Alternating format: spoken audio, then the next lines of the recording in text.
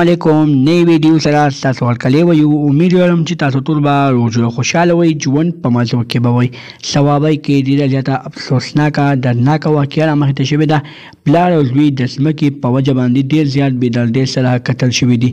چا قتل کړي؟ اخر دغه ځمکه باندې لانجه شروع وه. دغه ځمکه کې ورته لانجه چا کوله؟ دوی په کومه طریقه قتل شول؟ ټول معلومات در سره په دې ویډیو کې شریکوم. د نورو معلوماتي ویډیوګانو لپاره زموږ چینل سبسکرایب کړئ، تر دې نښه څخه مخه ووهئ چې زموږ هر یوه نوې معلوماتي ویډیو تاسو ته په اسانۍ سره میلاویږي. ثوابۍ کې د ظلم انتها شوې ده. ډېره زیاته افسوسناکه دردناکه واقعه رامخته شوې ده. بوډا پلار او زلمی زوی د ځمکې په لانجه باندې ډېر زیات بېدردۍ سره قتل شوي دي. چا قتل کړي دي؟ اخر دوی د په ځمکه باندې لانجه چا سره کړې وه؟ دوستانو، دوی په ځمکه باندې لانجه خپلو تربورانو سره کړې وه.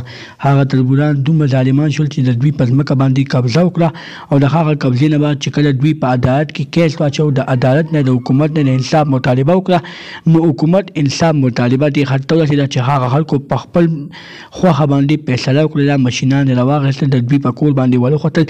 دغه دواړه ښایسته هلکان یې بوډا پلار او زلمی زوی قتل کو، او دوه هلکان په هسپتال کې ډېر په بد حال باندې پراته دي.